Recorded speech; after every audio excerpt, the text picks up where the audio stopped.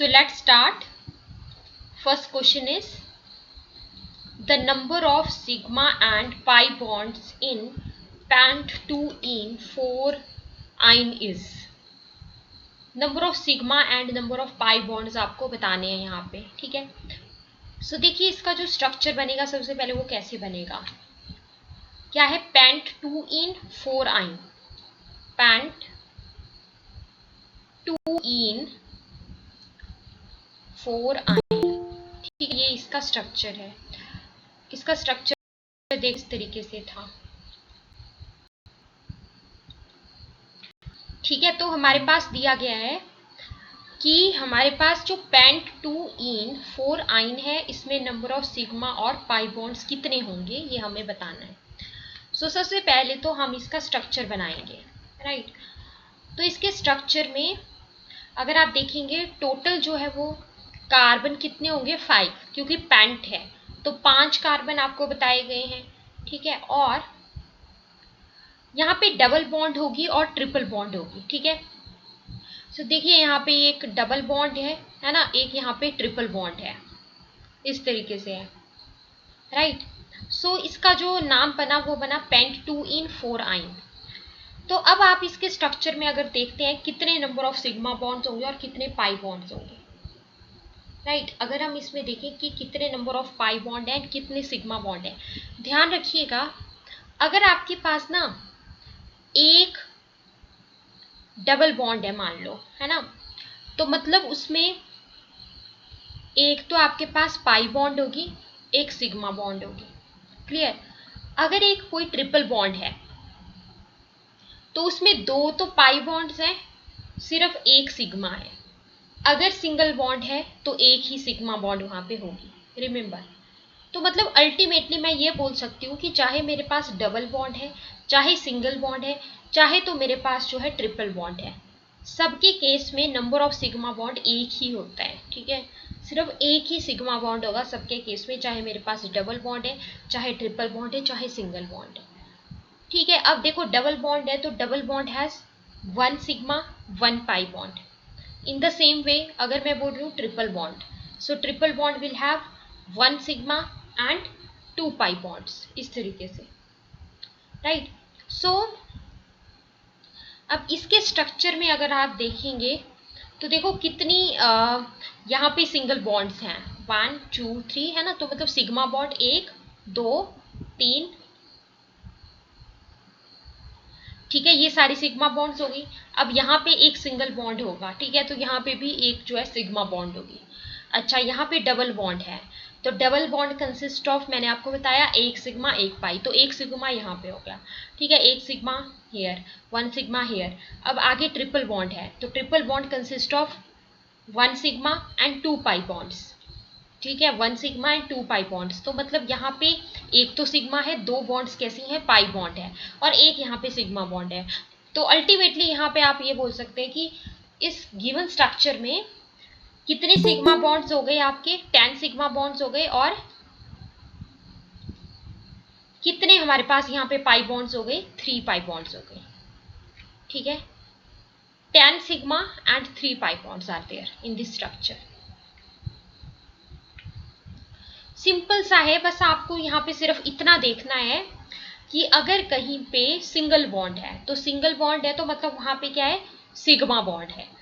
अगर कहीं पे डबल बॉन्ड है तो मतलब वहां पे एक सिग्मा बॉन्ड है और एक पाई बॉन्ड है। अगर कहीं पे ट्रिपल बॉन्ड है तो वहां पे एक सिग्मा है और 2 पाई बॉन्ड्स हैं।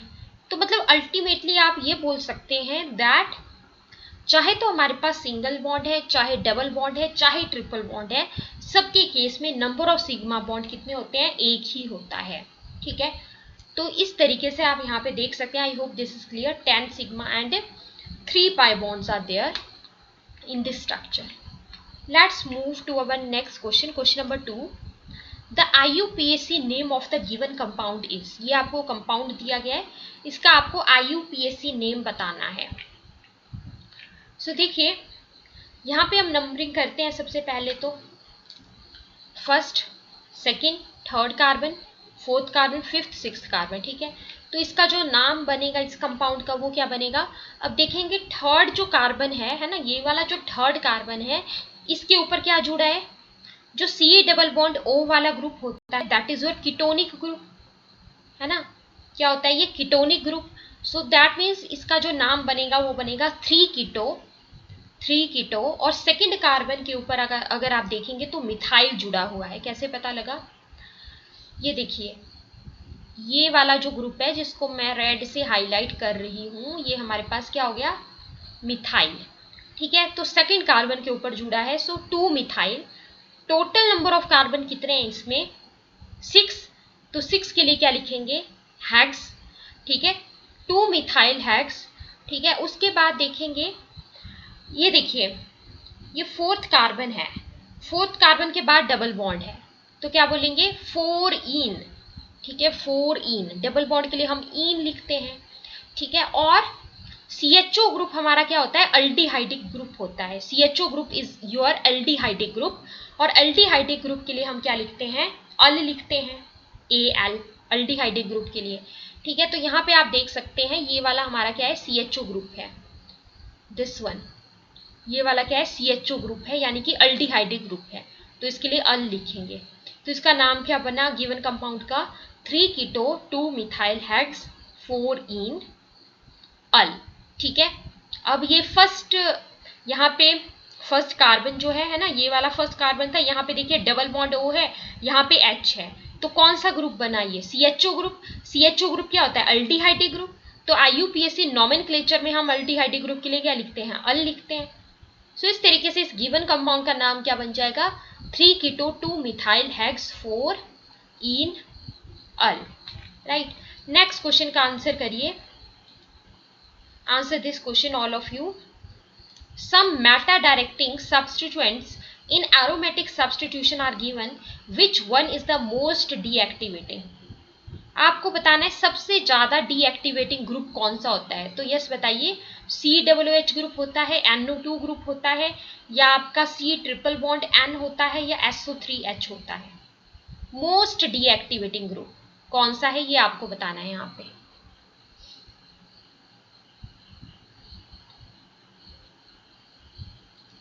Yes, all of you answer most deactivating group. ठीक है, यहाँ पे जो हमारा NO2 होगा, ठीक है, वो मोस्ट डीएक्टिवेटिंग ग्रुप होता है। क्या होता है ना, जो NO2 होता है ना, अब आपने पढ़ा होगा एक होता है हमारा इंडक्टिव इफेक्ट। ठीक है, उसमें एक तो हमारे पास -I इफेक्ट होता है और एक हमारा होता है +I इफेक्ट। ठीक है, एक होता है -I इफेक्ट और एक होता है +I इफेक्ट। राइट, तो जो हमारा -I इफेक्ट है, याद रखिएगा कि जो आपके इलेक्ट्रॉन विड्रॉइंग ग्रुप होता है, नोट इट डाउन, जो आपके इलेक्ट्रॉन विड्रॉइंग ग्रुप्स होते हैं ये आपका शो करते हैं -I इफेक्ट, और जो आपके इलेक्ट्रॉन डोनेटिंग ग्रुप्स होते हैं, जो इलेक्ट्रॉन डोनेटिंग ग्रुप्स होते हैं वो हमारा शो करते हैं +I इफेक्ट, वो शो करते हैं +I इफेक्ट। ठीक है, तो ये जो हमारा NO2 ग्रुप होता है ना, ये एक इलेक्ट्रॉन विड्रॉइंग ग्रुप होता है। ठीक है, तो ये शो करता है आपका -I इफेक्ट। जबकि जो हमारे, जैसे कि मान लीजिए आपके पास कोई अल्काइल ग्रुप है, जैसे मिथाइल ग्रुप हो गया है ना, CH3, या फिर आपके पास जो है इथाइल ग्रुप हो गया, दैट इज योर C2H5। तो ये जो ग्रुप्स होते हैं ना, अल्काइल ग्रुप्स जो होते हैं, ये हमारे इलेक्ट्रॉन डोनेटिंग ग्रुप्स होते हैं, ये हमारे होते हैं इलेक्ट्रॉन डोनेटिंग ग्रुप्स। और जो इलेक्ट्रॉन डोनेटिंग ग्रुप्स हैं वो +I इफेक्ट को शो करते हैं। राइट, जो हमारे इलेक्ट्रॉन डोनेटिंग ग्रुप्स होते हैं, नोट इट डाउन, वो क्या शो करते हैं, दे शो योर +I इफेक्ट। तो -I इफेक्ट कौन शो करता है, इलेक्ट्रॉन विड्रॉइंग ग्रुप्स, और +I इफेक्ट कौन शो करता है, electron donating groups. I hope you got this thing now.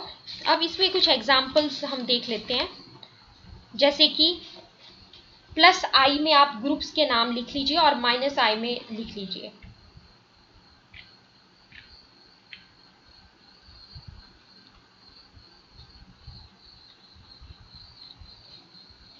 जैसे देखिए माइनस आई इफेक्ट हमारी कौन कौन सी ग्रुप शो करते हैं, और उसका मैं डिक्रीजिंग ऑर्डर में आपको यहां पे लिखवा देती हूं। डिक्रीजिंग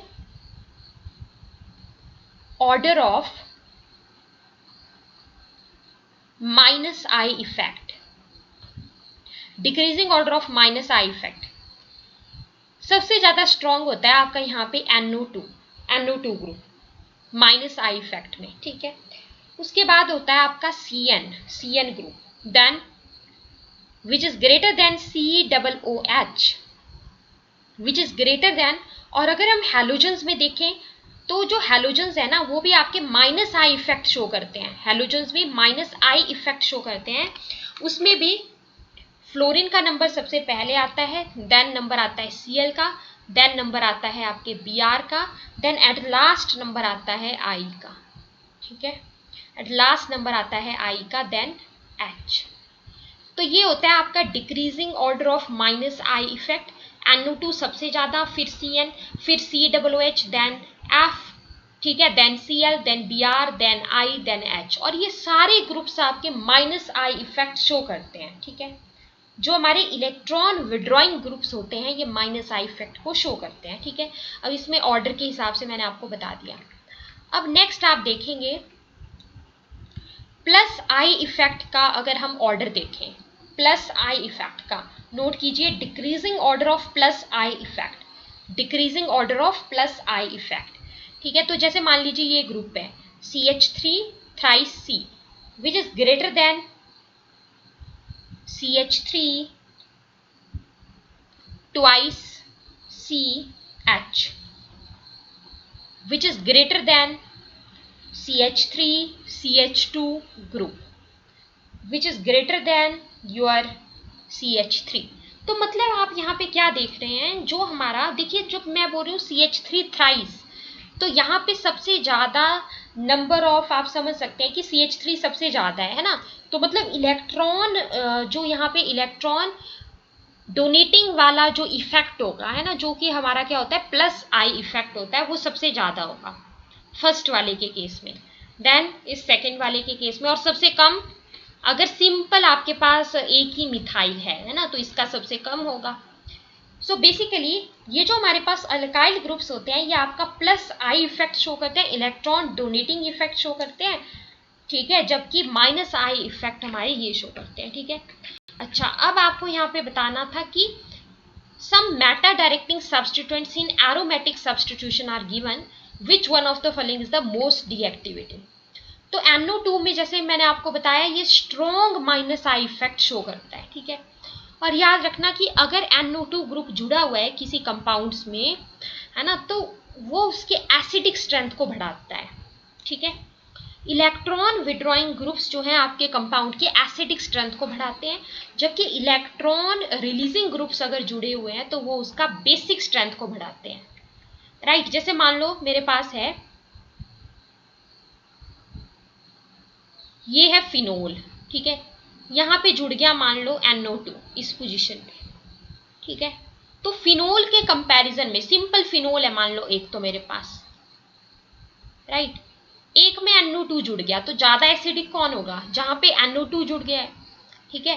और अगर कहीं पे मान लीजिए अल्काइल ग्रुप जुड़ गया, मान लो CH3, तो वो उसका बेसिक स्ट्रेंथ को बढ़ाएगा, वो उसका बेसिक स्ट्रेंथ को बढ़ाएगा, ठीक है।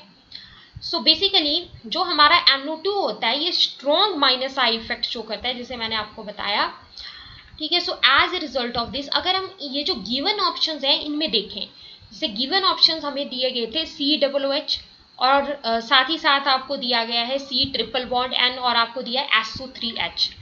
तो अगर इनमें अगर आप ऑर्डर देखते हो तो क्या ऑर्डर रहता है, NO2, फिर SO3H, फिर नंबर आता है CN का, लास्ट में नंबर आता है COOH का।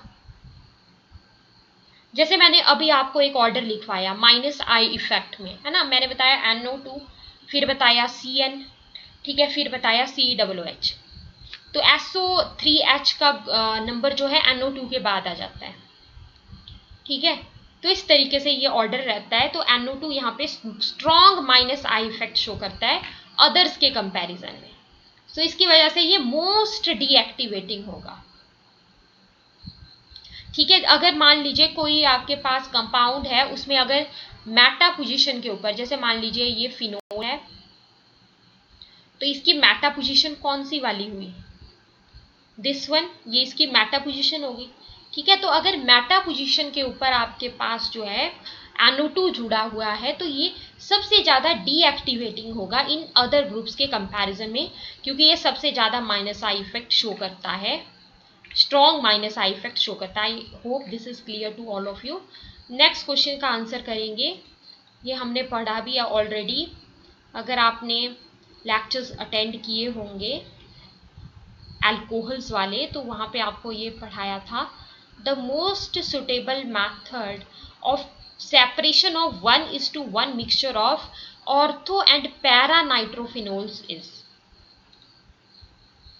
आपके पास ऑर्थो नाइट्रोफिनोल है और बोला गया है पैरा नाइट्रोफिनोल, इनका मिक्सचर है, तो मोस्ट सुटेबल मेथड क्या होगा उस मिक्सचर को सेपरेट करने के लिए, ये पूछा गया है। सब्लिमेशन होगा, क्रोमेटोग्राफी होगा, या क्रिस्टलाइजेशन या distillation. Yes, everyone answer.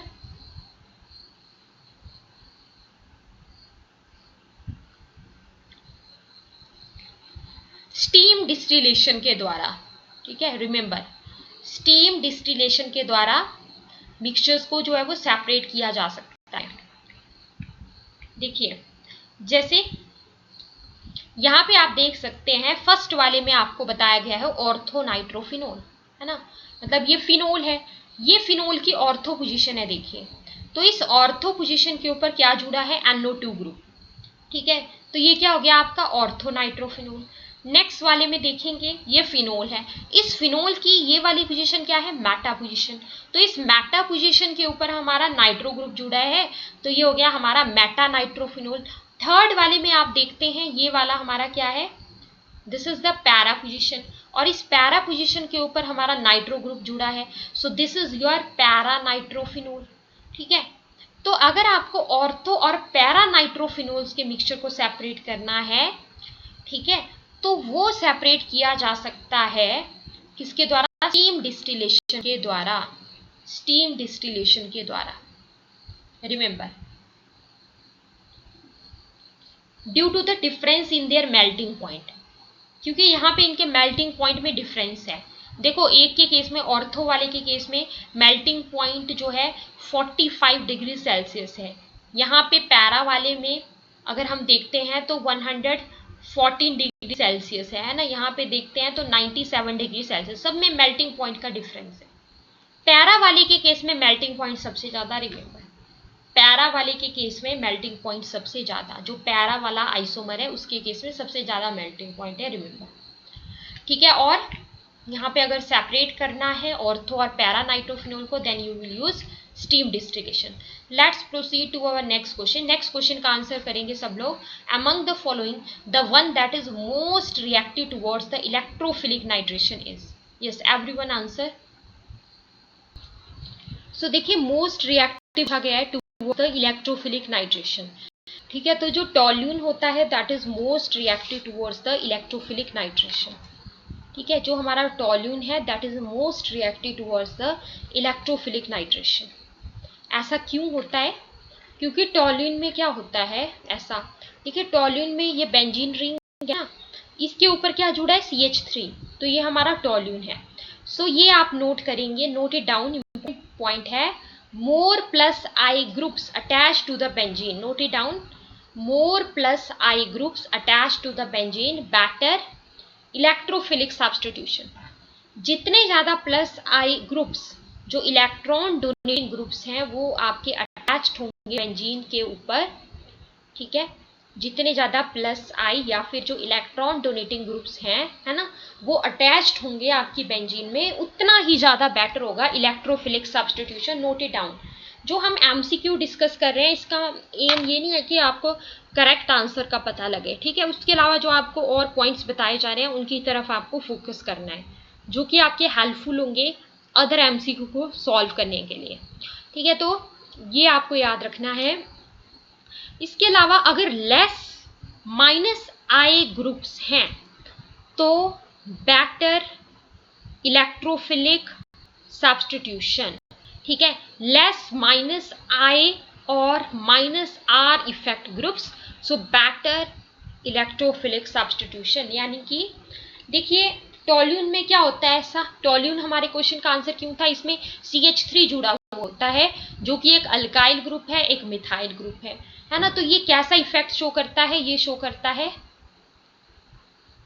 Plus आई इफेक्ट शो करता है ना, प्लस आई इफेक्ट शो करता है। तो ये हमारे पास बेटर इलेक्ट्रोफिलिक सब्स्टिट्यूशन शो करेगा, ठीक है। और अगर less number of minus I effect वाले ग्रुप से है ना, तो वो भी बेटर इलेक्ट्रोफिलिक सब्स्टिट्यूशन शो करेगा। अब यहाँ पे आप देख सकते हैं टोल्यून में माइनस आई वाला जो ग्रुप है वो नहीं है, ठीक है। अच्छा, उसके बाद नंबर आएगा आपके बेंजीन का, फिर नंबर आएगा COOH का। अब ऐसा क्यों, क्योंकि COOH ग्रुप भी आपका क्या शो करता है, अभी अभी बताया, माइनस आई इफेक्ट शो करता है, ठीक है। उसके बाद नंबर आएगा NO2 वाले का, क्यों, क्योंकि ज्यादा स्ट्रॉन्ग कौन था, माइनस आई में ज्यादा स्ट्रॉन्ग कौन था, NO2, ठीक है, NO2। फिर उसके बाद हमारा COOH था, तो मतलब NO2 वाले का नंबर इसीलिए लास्ट में, राइट। सो इसीलिए आपका ऑर्डर ये बनेगा। I hope you got this point. So यही पूछा था कि which one is the most reactive towards the electrophilic nitration. So electrophilic substitution के लिए कौन ज्यादा रिएक्टिव होते हैं, ये रीजन मैंने आपको यहाँ पे बता दिया, ठीक है। greater the number of minus I groups attached, better will be the electrophilic substitution. Remember, अगर मान लीजिए यहाँ पे आपसे ऐसे पूछा होता कि which one of the following is the least reactive towards the electrophilic nitration, तो आपका क्या आंसर होता, तो आपका आंसर होता नाइट्रोबेंजीन। नाइट्रोबेंजीन यहाँ पे लीस्ट रिएक्टिव है क्योंकि नाइट्रोबेंजीन में नाइट्रो ग्रुप जुड़ा है जो कि NO2 ग्रुप होता है, जो कि आपका कैसा इफेक्ट शो करता है, ये आपका शो करता है माइनस आई इफेक्ट, ठीक है, ये शो करता है minus I effect. Next question की तरफ चलते हैं। Which among the following is the most stable कार्बोकटाइन, most stable कार्बोकटाइन आपको बताना है इसमें से।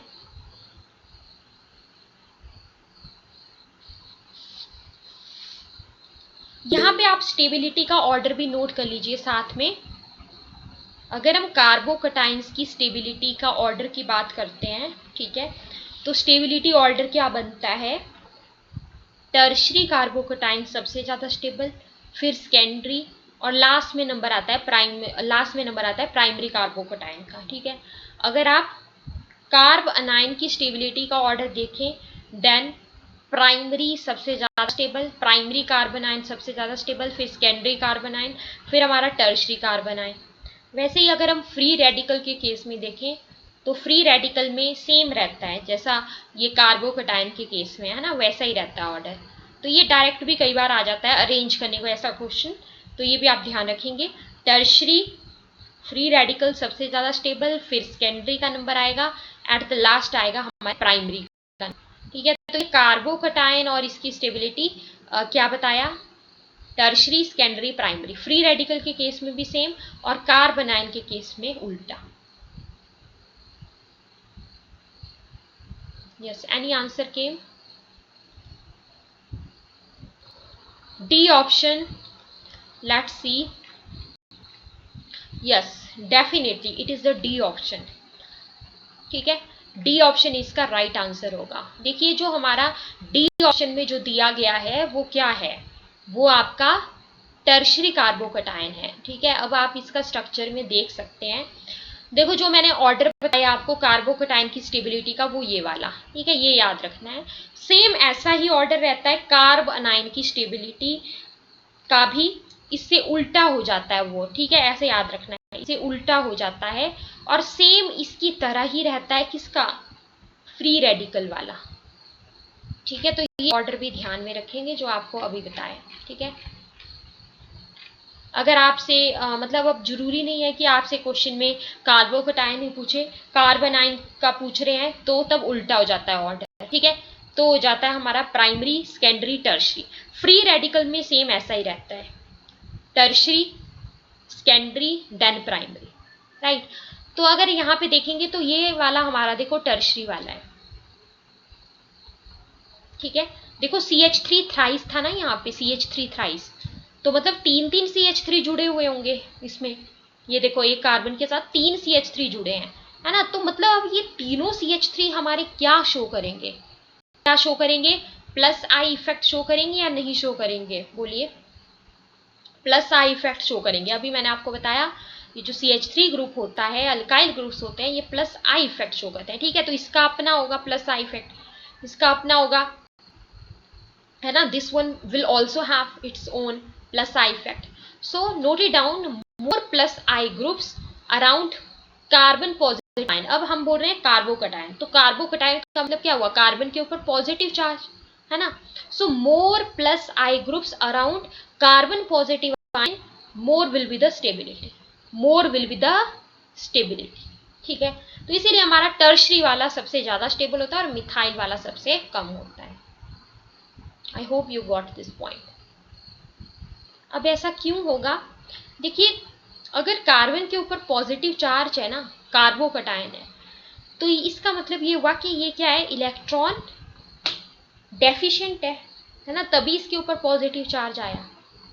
तो अगर यहाँ पे इलेक्ट्रॉन को डोनेट करने वाले ग्रुप्स जुड़े होंगे, प्लस आई वाले ग्रुप्स जुड़े होंगे, तो वो क्या करेंगे, इसकी स्टेबिलिटी को बढ़ाएंगे, है ना। क्योंकि कार्बोकटायन क्या है हमारा, इलेक्ट्रॉन डेफिशिएंट है। कैसे पता लगा, कार्बन के ऊपर पॉजिटिव चार्ज आ गया, है ना।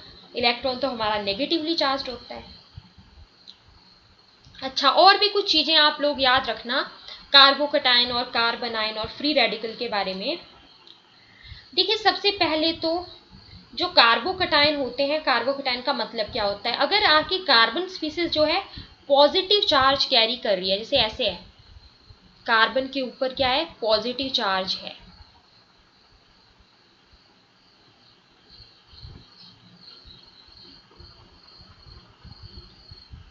तो क्या बोलेंगे हम उसको, कार्बोकटायन।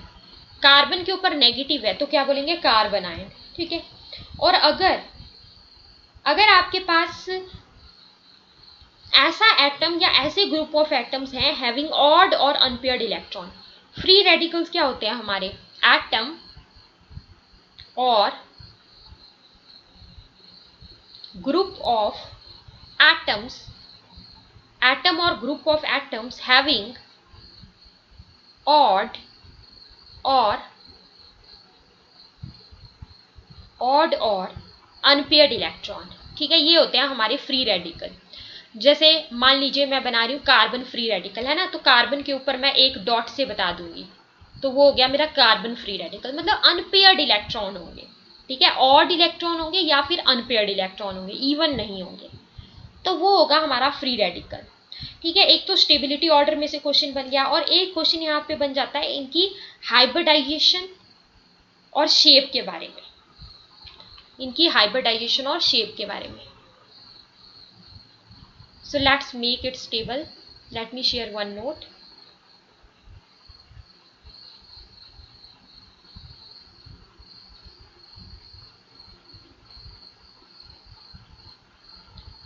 अब इसमें और दो चीजें आती हैं कि न्यूक्लियोफाइल क्या होता है, इलेक्ट्रोफाइल क्या होता है ना, उसके बारे में भी एक जनरल सी बात करेंगे अभी।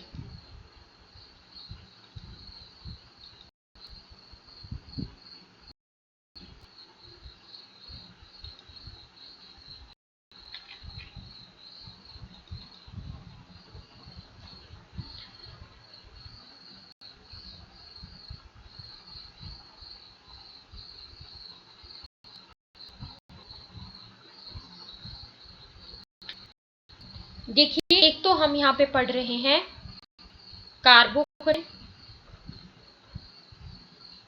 ठीक है। कार्बोकटायन के केस में अगर हम देखें हाइब्रिडाइजेशन ऑफ कार्बन, तो क्या होती है, यहाँ पे होता है आपका sp2 हाइब्रिडाइज्ड कार्बन,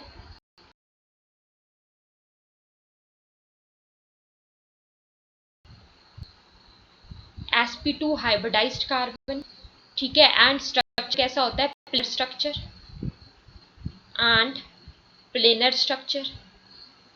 अगर हम बात करें कार्बन आयन की, तो कार्बन आयन के केस में क्या होता है, sp3 हाइब्रिडाइज्ड कार्बन, ठीक है, and pyramidal shape, and shape कैसी, and pyramidal shape,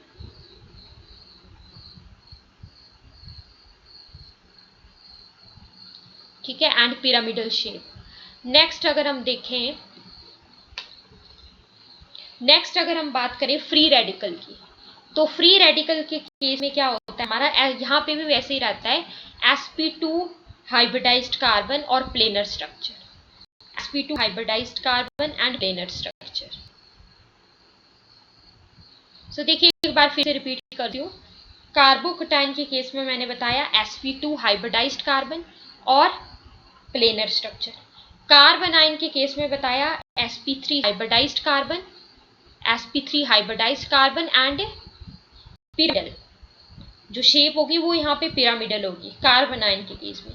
free radical के केस में भी sp2 हाइब्रिडाइज्ड कार्बन और प्लेनर स्ट्रक्चर, यानी कि हम यहाँ पे एक सिमिलरिटी देख सकते हैं कार्बोकटाइन और फ्री रेडिकल के बीच में, कि स्टेबिलिटी का ऑर्डर भी वही आया था, दोनों में सेम है ना, टर्शियरी कार्बोकटाइन सबसे स्टेबल, फिर उसके बाद नंबर आया था सेकेंडरी का, देन लास्ट में नंबर आया था हमारे प्राइमरी का, है ना। और same goes with the free radical, free radical के केस में भी वैसे ही था, टर्शियरी सबसे ज्यादा स्टेबल, फिर सेकेंडरी, लास्ट में नंबर प्राइमरी का, ठीक है।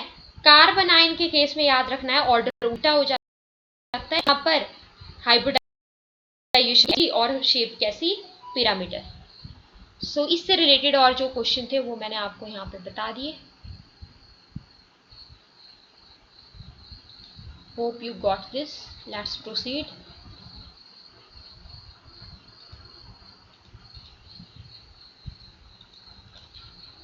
तो इस क्वेश्चन में बोला गया है कि हाइड्रोकार्बन ए है जो कि रिएक्ट करता है ब्रोमीन के साथ by substitution to form an alkyl bromide which by Woods reaction is converted to the gaseous hydrocarbon containing less than 4 carbon atoms A is।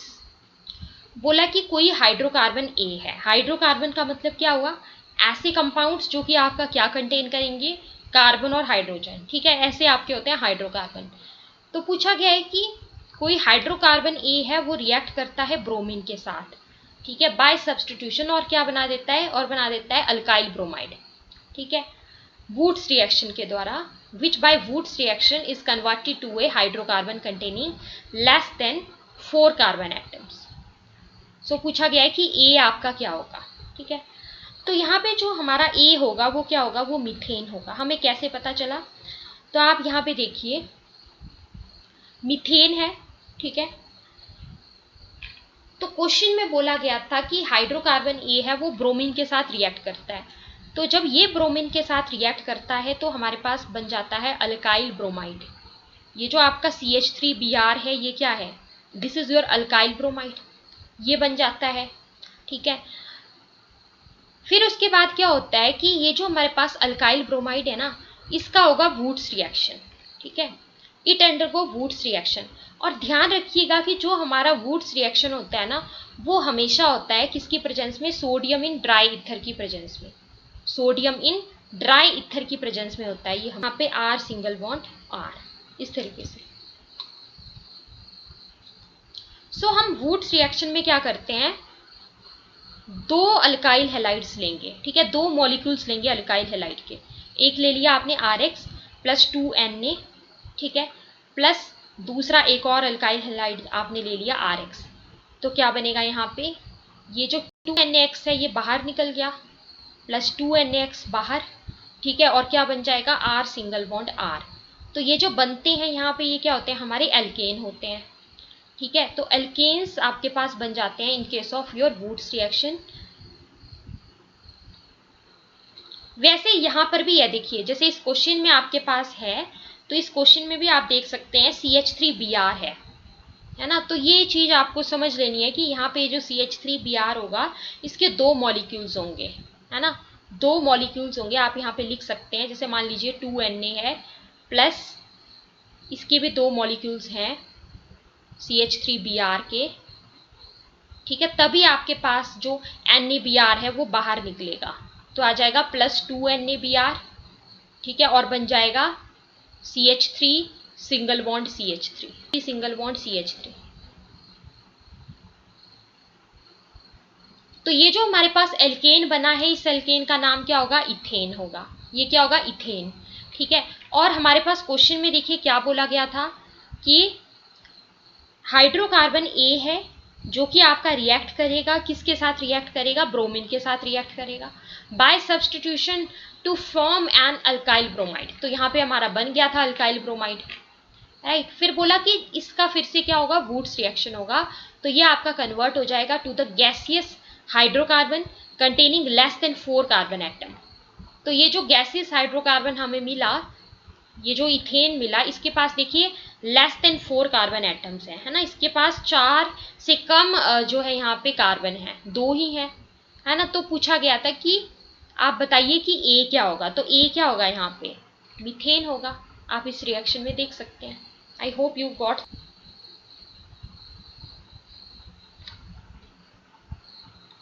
Next question का आंसर करेंगे। नेक्स्ट क्वेश्चन है the pair of electrons in the given carbon ion. देखिए यहाँ पे आपको याद रखना है कि यहाँ पे ना कार्बन कार्बन ट्रिपल बॉन्ड है। तो मैंने आपको बताया हुआ था कि अगर कार्बन कार्बन सिंगल बॉन्ड होता है, लास्ट लेक्चर्स में हम पढ़ चुके हैं, तो क्या वहां पर हाइब्रिडाइजेशन होती है। कार्बन कार्बन डबल बॉन्ड होगा कहीं पे, वहां पे क्या होगा। और यहाँ पे देखिए कार्बन आयन तो दिया गया है, ठीक है, सी के ऊपर नेगेटिव है, लेकिन कार्बन कार्बन ट्रिपल बॉन्ड है। तो बताइए यहाँ पे क्या हाइब्रिडाइजेशन होगी? sp2 होगा, sp होगा, 2p होगा या sp3 होगा? Yes everyone tell.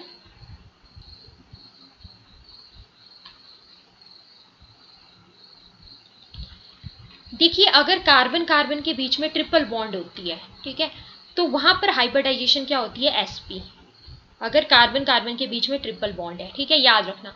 अगर कार्बन कार्बन के बीच में डबल बॉन्ड है तो वहां पे क्या होगी? sp2। और अगर कार्बन कार्बन के बीच में सिंगल बॉन्ड है तो वहां पे क्या होगी आपकी? sp3 hybridisation. Carbon carbon triple bond then sp, carbon carbon double bond then sp2, carbon carbon single bond then sp3। तो इस गिवन एग्जांपल में कार्बन कार्बन ट्रिपल बॉन्ड था। और अगर यहाँ पे हम देखें कि कितने सिग्मा और कितने पाई बॉन्ड्स हैं, तो जैसे मैंने आपको बताया कि अगर कहीं पर सिंगल बॉन्ड है तो आप समझ लेंगे कि वहां पर एक सिग्मा बॉन्ड है सिर्फ, ठीक है, सिर्फ एक क्या है? सिग्मा बॉन्ड है। अगर कहीं पर डबल बॉन्ड है तो मतलब वहां पर एक सिग्मा है, एक पाई बॉन्ड है। और अगर कहीं पे ट्रिपल बॉन्ड है तो वहां पे आप समझ लेंगे कि वहां पर जो है एक सिग्मा है और 2 पाई बॉन्ड है। तो इस वाले केस में एक सिग्मा है और 2 पाई बॉन्ड है, क्योंकि यहाँ पे ट्रिपल बॉन्ड है। रिमेंबर, ये चीज आपको याद रखनी है। ओके, तो यहाँ पे हाइब्रिडाइजेशन क्या होगी? sp, ट्रिपल बॉन्ड है, carbon carbon triple bond is there. जैसे मान लो आपको दे दिया गया CH ट्रिपल बॉन्ड CH, ठीक है, CH ट्रिपल बॉन्ड CH, तो यहाँ पे भी क्या हाइब्रिडाइजेशन होगी? sp।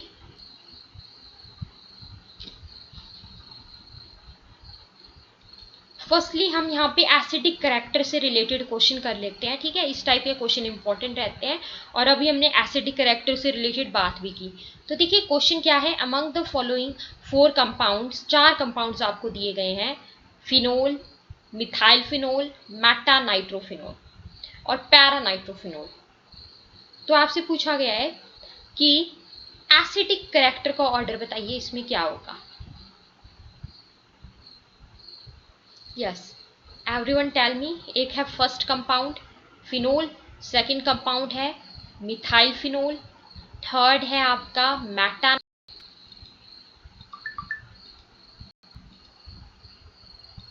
सो आपने आंसर किया है A option. Definitely A option is the right, that's great. So देखिए ए ऑप्शन क्यों बनना था, क्योंकि यहाँ पे हमारे पास देखिए जो आपका एसिडिक स्ट्रेंथ का ऑर्डर बनेगा वो कुछ इस तरीके से बनेगा। इसका नंबर तो लास्ट में आएगा, व्हाई? क्योंकि यहाँ पे CH3 ग्रुप जुड़ा है, जैसे मैंने आपको बताया है ना कि एक इलेक्ट्रॉन डोनेटिंग ग्रुप होता है प्लस आई इफेक्ट शो करता है, तो इसीलिए इसका नंबर लास्ट में था। और अगर आपका NO2 जो है वो जुड़ा है तो ये एक इलेक्ट्रॉन विड्रॉइंग ग्रुप है, तो मैंने आपको बताया कि ये एसिडिक कैरेक्टर को बढ़ाएगा। राइट। और अगर ये पैरा पोजीशन के ऊपर जुड़ा हुआ है तो उस केस में एसिडिक कैरेक्टर ज़्यादा होता है। ठीक है, तो इसीलिए आपका ये ऑर्डर बन जाना था यहाँ पे इस क्वेश्चन का।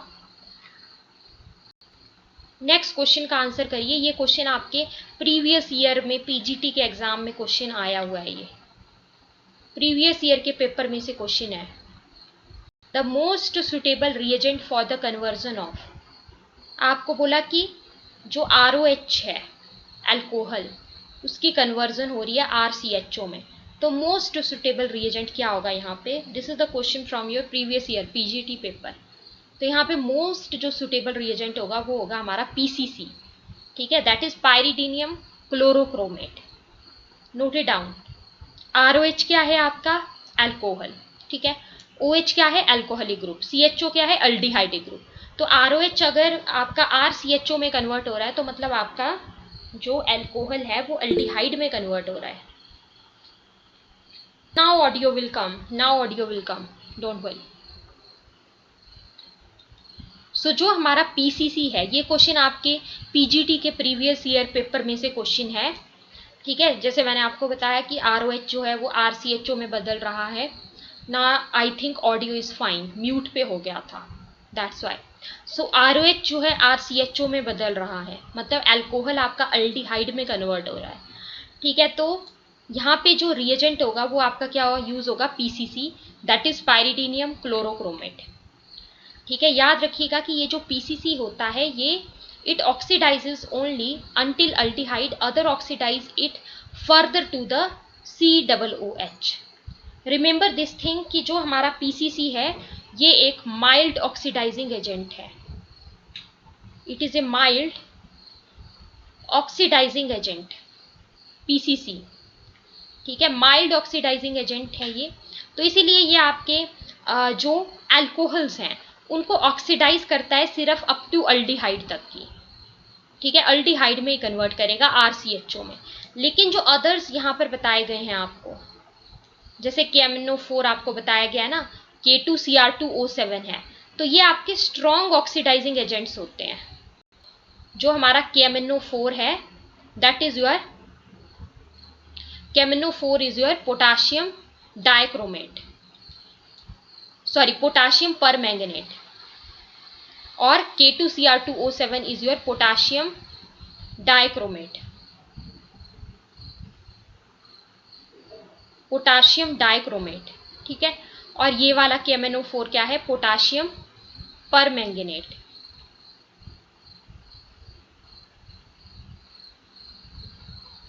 Potassium permanganate. ठीक है, तो जो हमारा पोटाशियम परमैंगनेट है और जो हमारा पोटाशियम डाइक्रोमेट है ये हमारे होते हैं स्ट्रॉन्ग ऑक्सीडाइजिंग एजेंट्स। तो ये आपके अल्कोहल को डायरेक्ट कन्वर्ट कर देते हैं किस में? ये आपके अल्कोहल को डायरेक्ट कन्वर्ट कर देते हैं कार्बोक्सिलिक एसिड में, कार्बोक्सिलिक एसिड में। ठीक है, लेकिन जो हमारा कार्बोक्सिलिक एसिड ग्रुप क्या होता है? COOH ग्रुप जो है ना। लेकिन जो PCC है वो एक माइल्ड ऑक्सीडाइजिंग एजेंट है, ये स्ट्रॉन्ग ऑक्सीडाइजिंग एजेंट नहीं है। तो ये आपके जो अल्कोहल है उसको सिर्फ किस में बदलता है? एल्डिहाइड में। जैसे आपके पास ROH है तो ये कन्वर्ट हो जाएगा RCHO में, यानी कि एल्डिहाइड में। whereas KMNO4, potassium permanganate, and K2Cr2O7 that is your potassium dichromate, they are your strong oxidizing agents. They are strong oxidizing agents. So this question was from your PGT paper previous year.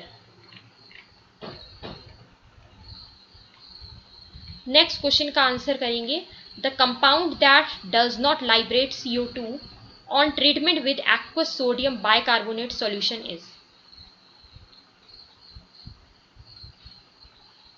ऐसा compound कौन सा है जो कि CO2 को Lybrate नहीं करेगा, यानी कि CO2 जिसके केस में रिलीज नहीं होगी जब इसकी ट्रीटमेंट की जाती है एक्वस सोडियम बाइकार्बोनेट सॉल्यूशन के साथ। सो देखिए, कार्बोलिक एसिड होता है हमारा फिनोल। ठीक है, ये एक तरीके से आप मान सकते हो कि एक डिस्टिंग्विशिंग टेस्ट टाइप हो गया इनके बीच में, ठीक है। यहां पे आपके पास है RCOOH जो कि है कार्बोक्सिलिक एसिड। अगर इसका रिएक्शन होता है सोडियम बाइकार्बोनेट के साथ, सोडियम बाइकार्बोनेट क्या है आपका NaHCO3, तो क्या बनता है, क्या मिलेगा यहाँ पे देखिए RCOONA, क्योंकि देखिए RCOO नेगेटिव होता है और Na पॉजिटिव होता है, ठीक है। तो RCOONA, ठीक है, और CO2 गैस आपकी बाहर निकल जाएगी यहां से, देखिए। Now 1 oxygen is left here and 2 hydrogen are left, so plus H2O, right. Next benzene sulphonic acid की अगर हम बात करें, बेंजीन सल्फोनिक एसिड क्या होता है, ये रिंग है, इसके ऊपर जुड़ गया SO3H ग्रुप, तो ये हो गया आपका बेंजीन सल्फोनिक एसिड। इसको कैसे लिख सकते हैं, C6H5SO3H, that is your benzene sulphonic acid. अगर इसका रिएक्शन होता है NaHCO3 के साथ,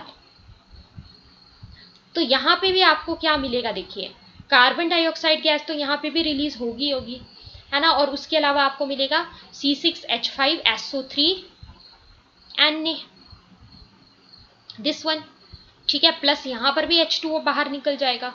ये देखिए ये 2 हाइड्रोजन है, 1 ऑक्सीजन यहां से आएगा, H2O प्लस यहां पे आ जाएगा, right. I hope you got this. लेकिन अगर हम बात करते हैं अपने कार्बोलिक एसिड की, यानी कि फिनोल की, C6H5OH, that is your phenol, तो अगर ये रिएक्ट करता है NaHCO3 के साथ, तो आपको कार्बन डाइऑक्साइड गैस नहीं मिलती है, यहां पे आपको कार्बन डाइऑक्साइड गैस नहीं मिलती है, रिमेंबर दिस थिंग।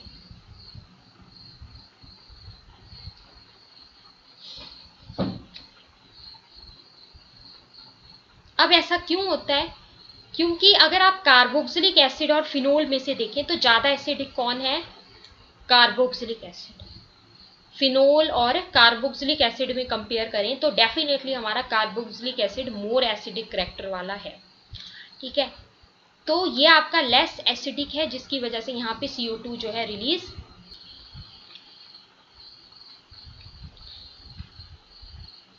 जो आपका नेक्स्ट क्वेश्चन है ये आपके अमाइंस चैप्टर में से है और एक इंफॉर्मेटिव क्वेश्चन है। The product formed by the reaction of N aldehyde with A primary amine base. Aldehyde है, एल्डिहाइड का रिएक्शन हुआ प्राइमरी अमाइन के साथ, तो क्या प्रोडक्ट आपको मिलता है, तो याद रखिएगा आपको मिलता है स्किफ्स बेस, ठीक है। क्वेश्चन आ सकता है स्किफ्स बेस कैसे मिलता है, तो by the reaction of the aldehyde with A primary amine. ये देखिए ये आपके पास एल्डिहाइड है RCHO, ठीक है, RCHO ये आपका एल्डिहाइड हो गया। RNH2 क्या हो गया आपका प्राइमरी अमाइन। अब डिस्टिंग्विश करने के लिए हम यहाँ पे इसको R डैश लिख देते हैं, क्योंकि R तो हमारे पास एल्डिहाइड में भी है, तो R डैश लिख दिया, ठीक है। तो ये जो है H पॉजिटिव की प्रेजेंस में आपको क्या देते हैं, स्किफ्स बेस देते हैं, ठीक है। रिमेंबर दिस थिंग, ये वाला H2O समझ लो कि ये बाहर निकल गया, दिस है ना, ये वाला H2O बाहर निकल गया। उसके अलावा क्या बच गया यहाँ पे, ये देखिए ये कार्बन है ना, RH डबल बॉन्ड O, ठीक है, यहाँ पे एक N, ये R डैश, तो ये होता है आपका Schiff's base. Important question, Schiff's base क्या है, so this is the Schiff's base structure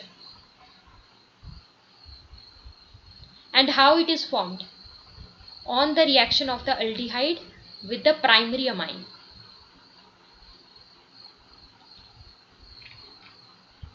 Let's proceed. Next question अब भी आपके पास जो है वो एसिडिक स्ट्रेंथ के ऑर्डर का है।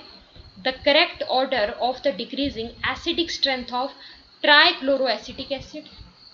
सब लोगों को पता है कि जो एसिटिक एसिड है वो क्या है, वो एक वीक एसिड है ना। एसिटिक एसिड का फॉर्मूला क्या होता है, CH3COOH। तो आपको बोला गया है करेक्ट ऑर्डर बताइए डिक्रीजिंग एसिडिक स्ट्रेंथ का, किसके केस में, of trichloroacetic acid, trifluoroacetic acid acetic acid and formic acid. थोड़ा सा हिंट दे रही हूँ, वो वाला लॉजिक लगाइएगा। जैसे हैलोजेंस जो होते हैं हमारे, वो कैसा इफेक्ट शो करते हैं, माइनस आई इफेक्ट, अभी अभी हमने पढ़ा। उसमें भी क्या ऑर्डर था, फ्लोरीन सबसे ज्यादा है ना, फिर Cl, फिर Br, फिर I। उस लॉजिक को लगाएंगे तो आप आंसर तक पहुंच सकते हैं।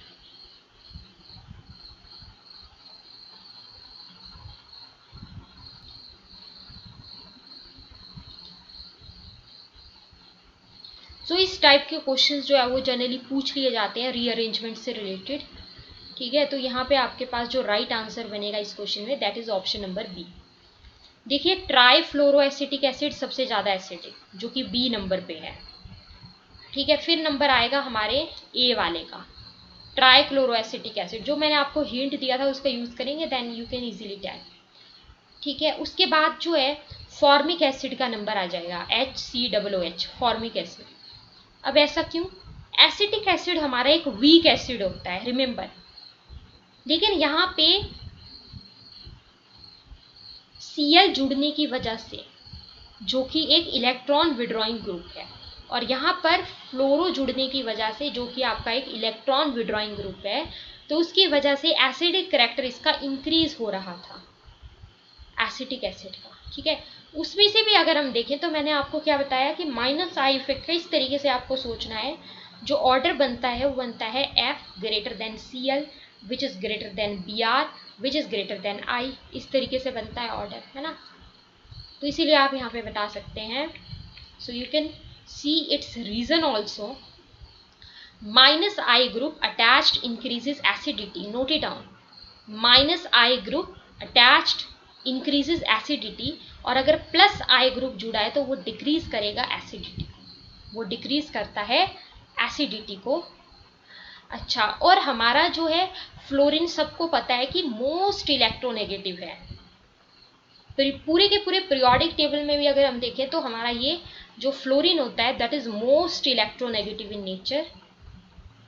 ठीक है, तो यहाँ पे हमारे पास ऑर्डर किस तरीके से बनेगा, देखिए ये सबसे ज्यादा माइनस आई इफेक्ट शो करता है ना, इसका नंबर आएगा। फिर जहाँ पे 3 Cl जुड़े हुए थे, ये देखिए ट्राइक्लोरो एसिटिक एसिड, ये देखिए COOH है ना, COOH, C डबल बॉन्ड ऐसे भी लिख सकते हैं ना, इसमें कोई कुछ यहाँ पे डाउट तो नहीं है ना, इसका स्ट्रक्चर ऐसे भी बना सकते हैं। फिर उसके बाद नंबर हमारे पास किसका आएगा, देन यहाँ पर अगर हम देखें तो आपके पास क्या है, प्लस आई ग्रुप है। यहाँ पे देखें तो हमारे पास क्या है, प्लस आई ग्रुप है, जो कि CH3 है। ठीक है, तो एसिटिक एसिड क्या होता है, CH3COOH, एसिटिक एसिड है CH3COOH। And what is your formic acid, formic acid होता है HCOOH। तो करेक्ट ऑर्डर देखिए क्या बनेगा, बी वाला क्या है हमारा, ट्राइफ्लोरोएसिटिक एसिड, जो कि सबसे ज्यादा एसिडिक। फिर उसके बाद कौन आएगा, ए वाला। ए वाला कौन है, ट्राइक्लोरोएसिटिक एसिड, इसका नंबर आएगा। देन नंबर किसका आएगा, फॉर्मिक एसिड का। ठीक है, डी वाला। देन लास्ट में नंबर किसका आएगा, एसिटिक एसिड का, सी वाला। आई hope you understood this. Formic acid का एसिडिक स्ट्रेंथ ज्यादा है as compared to your acetic acid. लेकिन यहाँ पे अगर ये वाले ग्रुप्स जुड़े हुए थे, है ना, ये माइनस आई वाले, तब जाके इसका एसिडिक स्ट्रेंथ इंक्रीज हो रहा था।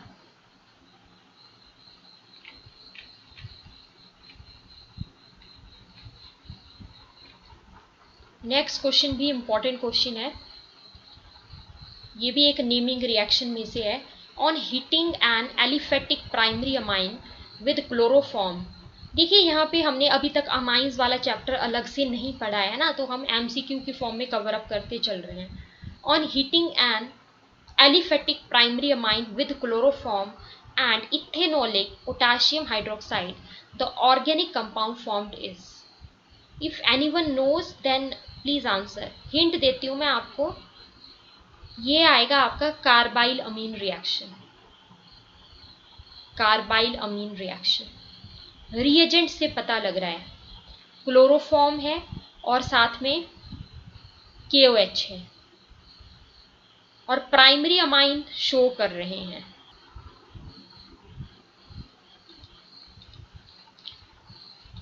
सो देखिए यहाँ पे आपको मिलेगा एक alkyl isocyanide, an alkyl isocyanide.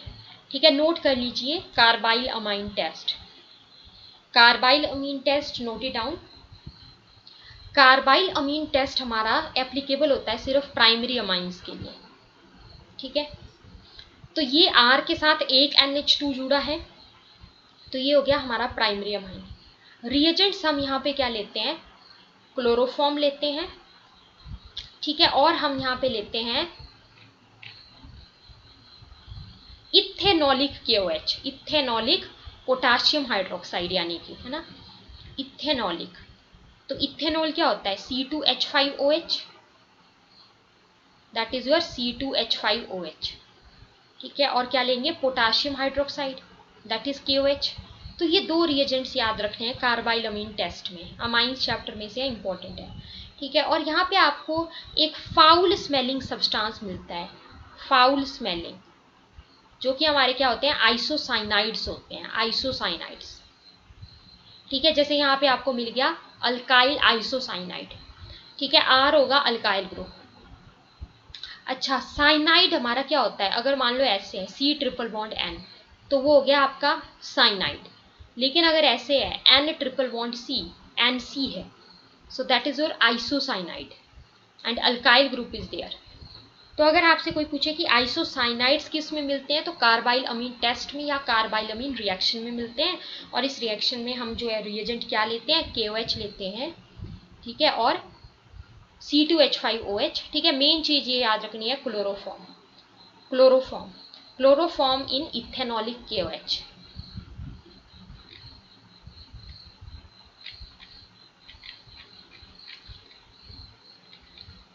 एक क्वेश्चन पहले हम बायोमोलिक्यूल्स चैप्टर में से पढ़ लेते हैं।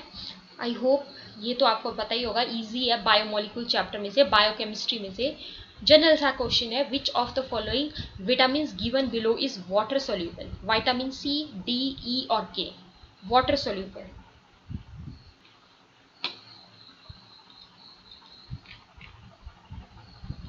Yes, all of you are right. जो हमारे विटामिन B और C होते हैं ये वाटर सोल्यूबल विटामिन होते हैं, जबकि उसको छोड़ के जो भी हैं A, D, E, K, ये हमारे फैट सोल्यूबल विटामिन होते हैं।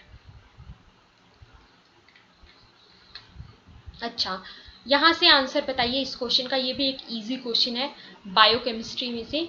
Which one of the following basis is not present in DNA?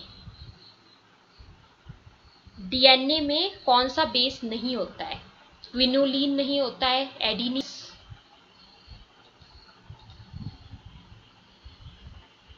Yes you are right, that is quinoline, है ना। देखिए जो DNA होता है, DNA के अंदर कौन कौन से जो नाइट्रोजनस बेसिस हैं वो पाए जाते हैं DNA के अंदर, एडिनिन, ग्वानिन, ठीक है, और साइटोसिन, थाइमिन। ये जो हमारे नाइट्रोजनस बेसिस हैं ये पाए जाते हैं DNA के अंदर। DNA एक जेनेटिक मटेरियल है, एडिनिन, ग्वानिन, साइटोसिन, थाइमिन। ठीक है, लेकिन RNA के केस में क्या होता है, जो थाइमिन है, थाइमिन के प्लेस पे यूरासिल पाया जाता है, थाइमिन के प्लेस पे यूरासिल पाया जाता है। ठीक है, मतलब थाइमिन नहीं होता है आपके यहाँ पे RNA के केस में, क्या होता है उसके प्लेस पे uracil.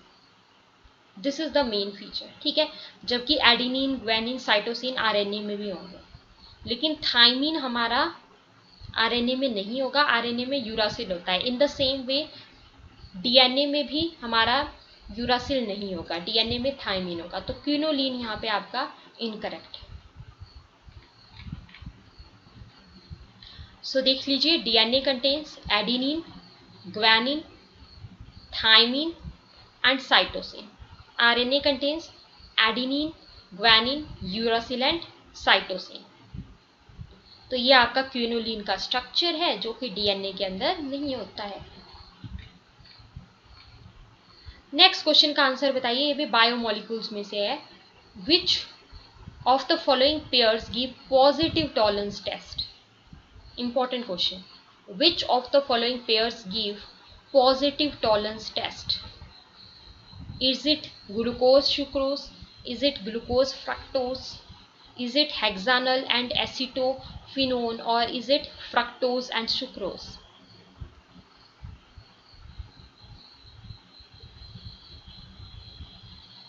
Which one give positive tolerance test?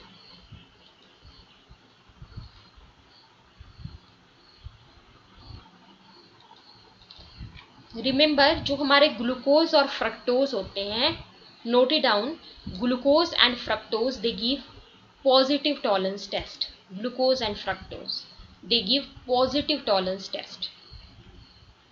ठीक है, तो क्या होता है, फ्री अल्डिहाइड और ketone groups can reduce tolerance reagent, example glucose and fructose. ठीक है, अच्छा, जो हमारा ग्लूकोज होता है, ग्लूकोज में हमारा फ्री अल्डिहाइडिक ग्रुप होता है, जबकि फ्रक्टोज में कौन सा ग्रुप होता है, कीटोनिक ग्रुप होता है ना। तो ये आपके रिड्यूस कर सकते हैं टॉलरेंस रिएजेंट, रिमेंबर।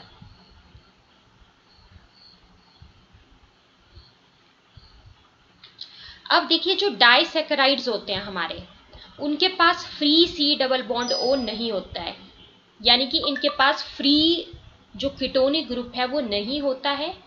ठीक है, जैसे कि हमारे डाइसैकेराइड्स में जैसे सुक्रोज है, तो सुक्रोज एक डाइसैकेराइड है ना। कार्बोहाइड्रेट्स की क्लासिफिकेशन में पढ़ते हैं ना बायोमोलिक्यूल्स में, आपको लेक्चर वीडियो भी दिया था, मोनोसैकेराइड्स, डाइसैकेराइड्स, पॉलीसैकेराइड्स। तो सुक्रोज जो है वो पॉजिटिव टॉलरेंस टेस्ट नहीं शो करता है, जबकि ग्लूकोज और फ्रक्टोज करते हैं, due to the presence of the free aldehydic और कीटोनिक ग्रुप्स। ये क्वेश्चन बहुत ही ज़्यादा इजी और इम्पॉर्टेंट क्वेश्चन है, और बायोकेमिस्ट्री में से है। क्वेश्चन है, which of the following compounds can form a zwitterion? और एक चीज़ और आपको ध्यान रखनी है ना, जो अमाइनो एसिड्स हम पढ़ते हैं, अमाइनो एसिड्स में इसेंशियल अमाइनो एसिड्स के example, non essential amino acids के एग्जाम्पल, ठीक है, वो भी आपको तैयार कर लेने हैं। तो उसका एक लेक्चर वीडियो आपको ऐप पे भी मिल जाएगा। ठीक है, you can get the lecture of the essential amino acids short trick in the app. ठीक है, तो वहाँ से आप देख सकते हैं, इंपॉर्टेंट है वो। तो यहाँ पे बताइए कौन सा आपका ज्यूटराइन बनाएगा, एनिडीन, बेंजोइक एसिड या ग्लाइसिन?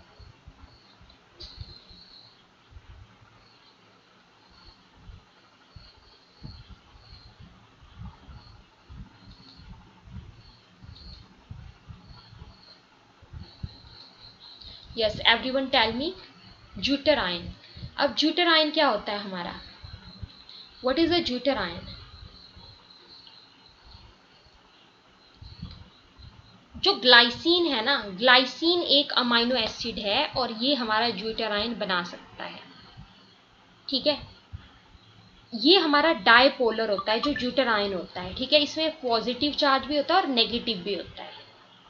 ज्यूटराइन,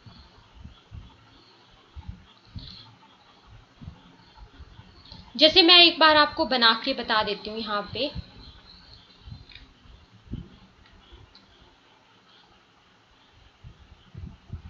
लेट्स से आपके पास इस तरीके से है ग्लाइसिन, ग्लाइसिन का स्ट्रक्चर बनाते हैं। यहाँ पे NH2 है, ठीक है, और एक यहाँ पे हमारे पास R होगा, मतलब अल्काइल ग्रुप, और एक हाइड्रोजन जोड़ देते हैं, एक COOH, राइट। तो क्या होगा, ये जो आपका COOH है, ये अपना एक हाइड्रोजन इस NH2 को दे देगा।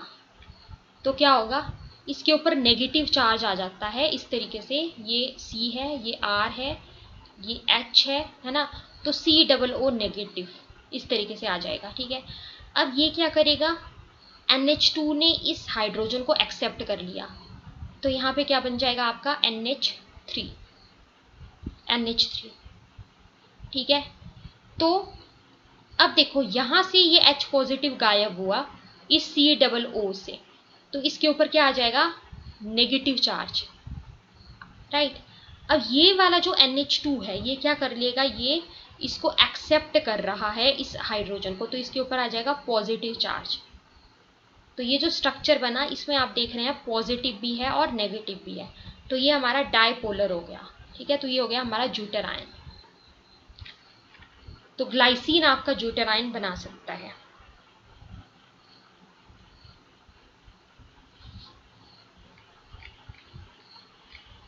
नेक्स्ट क्वेश्चन का आंसर आप बताएंगे।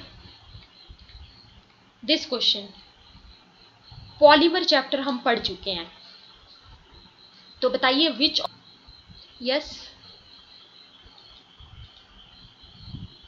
Yes, right right, good, Teflon. Teflon is a fully fluorinated polymer, ठीक है। टेफ्लॉन का स्ट्रक्चर देखते हैं, तो इस तरीके से इसका स्ट्रक्चर होगा।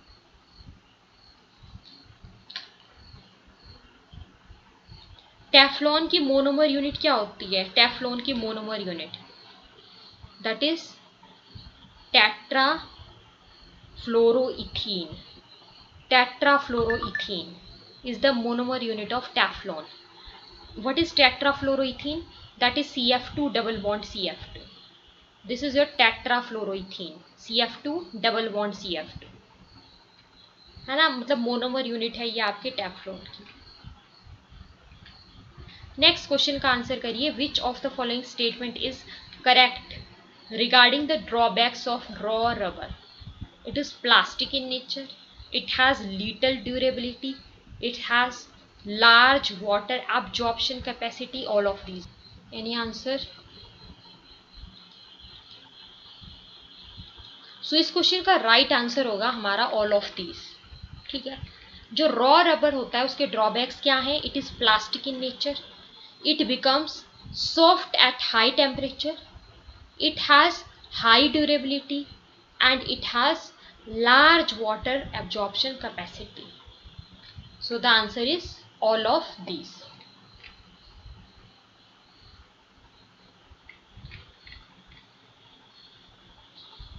नेक्स्ट क्वेश्चन का आंसर बताइए, नेचुरल रबर हैज, देखिए एक होती है हमारी सिस कन्फिग्रेशन, एक होती है हमारी ट्रांस कन्फिग्रेशन ना, एक होती है सिस और एक होती है हमारी ट्रांस कन्फिग्रेशन।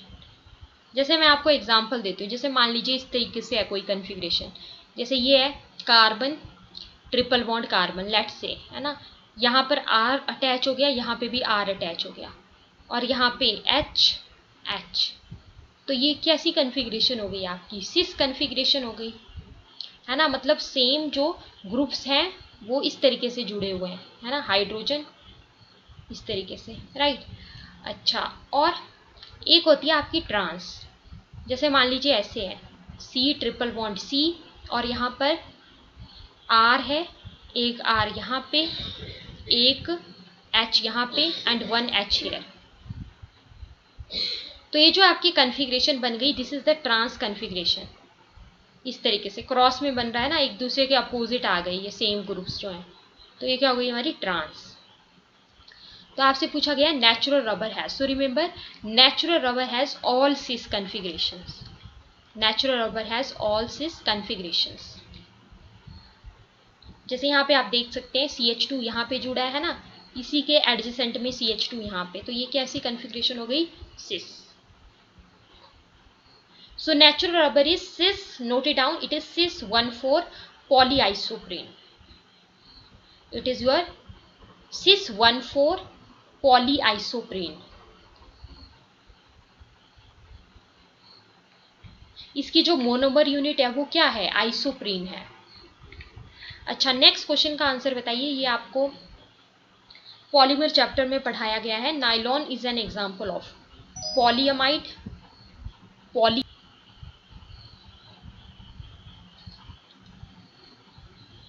जो नाइलॉन है दैट इज द पॉलीअमाइड, ठीक है, नाइलॉन जो है वो एग्जांपल है पॉलीअमाइड का।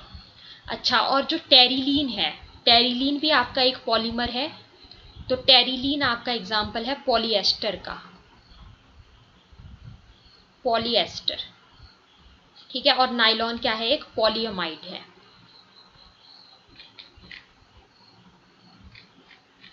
इसमें अमाइड लिंकेज आती है इसके स्ट्रक्चर में, दैट्स वाई।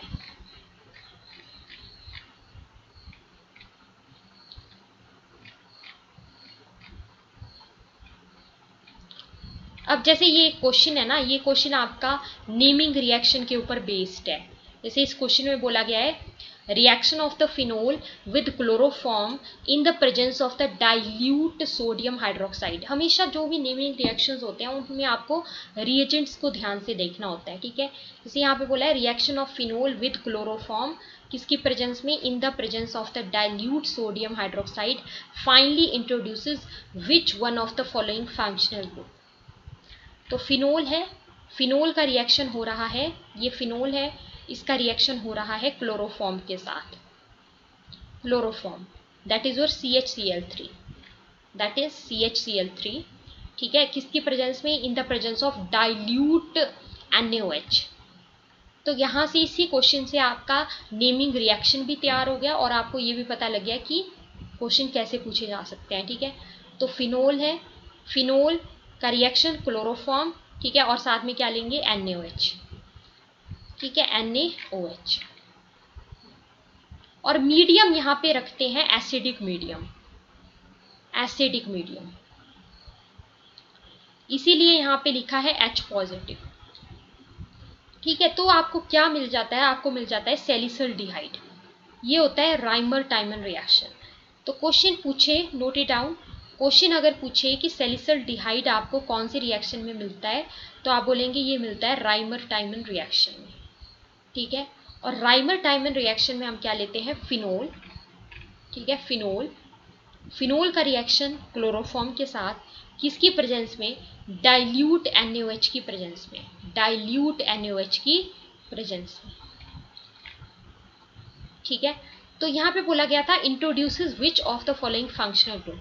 तो जो आपका सैलिसल्डिहाइड बना उसमें क्या हुआ, फिनोल की ऑर्थो पोजीशन के ऊपर क्या अटैच हो गया, CHO ग्रुप, जो कि क्या है, aldehydic group,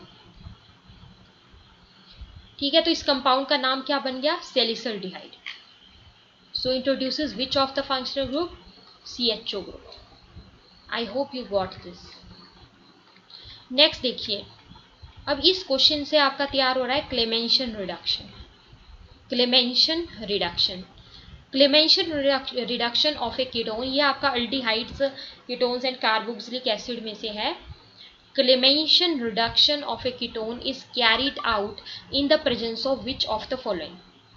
Clemmensen reduction ketone की किसकी प्रेजेंस में होती है। तो यहाँ पे रिएजेंट्स क्या यूज होते हैं, तो यहाँ पे यूज होता है आपका zinc amalgam, zinc amalgam, zinc amalgam क्या होता है, जिंक के साथ मरकरी है, so that is your zinc amalgam, ठीक है। और साथ में HCl, जिंक अमलगम और साथ में HCl। सो नोट कर लेंगे, this is the Clemmensen reduction. Clemmensen reduction में क्या हुआ, ये C डबल बॉन्ड O है, ठीक है, जिंक अमलगम और HCl की प्रेजेंस में, जिंक अमलगम और HCl की प्रेजेंस में यहाँ पे कौन सा ग्रुप आ जाता है, CH2। C double bond O जो है कार्बोनाइल वाला वो बदल रहा है CH2 में, किसकी प्रेजेंस में, जिंक अमलगम और HCl की प्रेजेंस में। इसको बोलते हैं क्लेमेंशन रिडक्शन। तो क्या बोला था, Clemmensen reduction of a ketone. C double bond O group कौन सा ग्रुप होता है हमारा, कीटोनिक ग्रुप होता है ना। सो यहाँ पे बोला था Clemmensen reduction of a ketone is carried out in the presence of which of the following, so in the presence of zinc amalgam with HCl, that you can see here.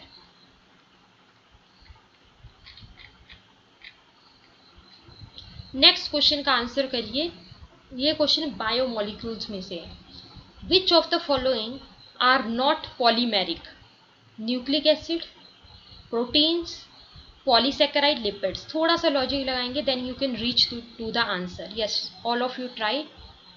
कौन सा polymeric नहीं है, polymeric क्या होते हैं, जो कि छोटी छोटी यूनिट से मिलके बनते हैं, है ना, वो हो गए आपके पॉलीमेरिक।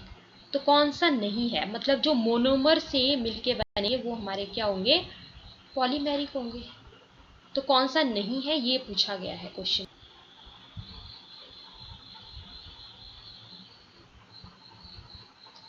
सो देखिए, अगर हम बात करें न्यूक्लिक एसिड्स की, तो न्यूक्लिक एसिड्स क्या होते हैं हमारे, डीएनए और आरएनए,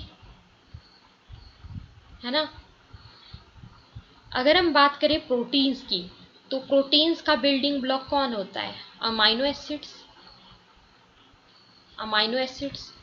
अगर हम पॉलीसेकेराइड्स में एग्जांपल देखें, जैसे बायोमोलिक्यूल्स में हम पढ़ते हैं, मैंने आपको लेक्चर भी दिया था उसका, पॉलीसेकेराइड्स में हम पढ़ते हैं, जैसे कार्बोहाइड्रेट्स के क्लासिफिकेशंस हम पढ़ते हैं, monosaccharides, your oligosaccharides, your polysaccharides. So polysaccharides में जैसे एग्जांपल्स आ जाते हैं हमारे, स्टार्च हो गया आपका, है ना, ग्लाइकोजन हो गया, सेल्यूलोज हो गया, तो ये पॉलीसेकेराइड्स के एग्जांपल्स हैं। सो देखिए, जो हमारे न्यूक्लिक एसिड्स होते हैं, न्यूक्लिक एसिड के जो मोनोमर यूनिट होते हैं वो क्या होते हैं, nucleotides.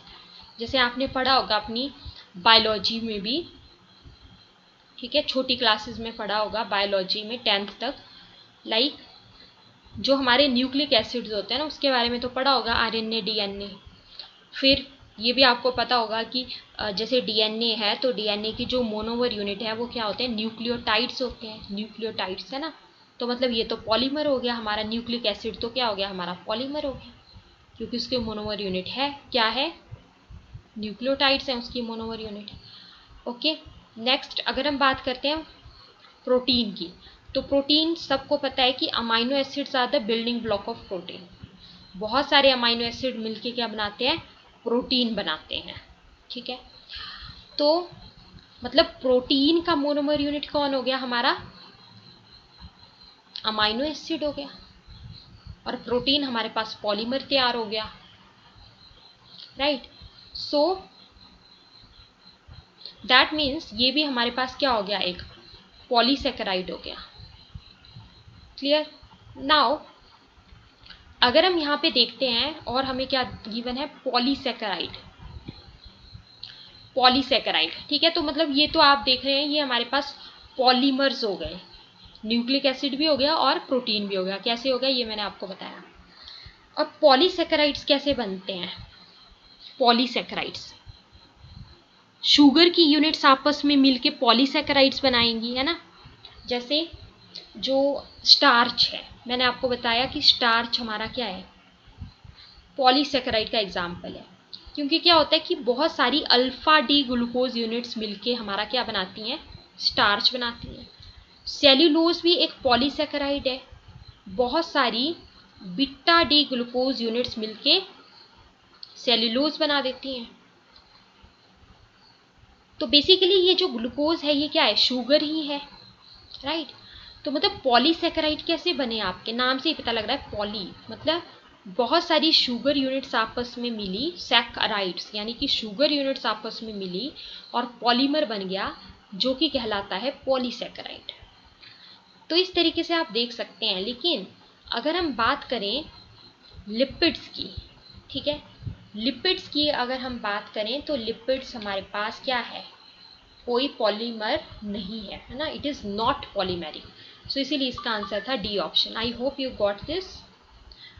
So if you have any doubt then you can ask me, and also you can try more and more number of questions as your exam is nearby.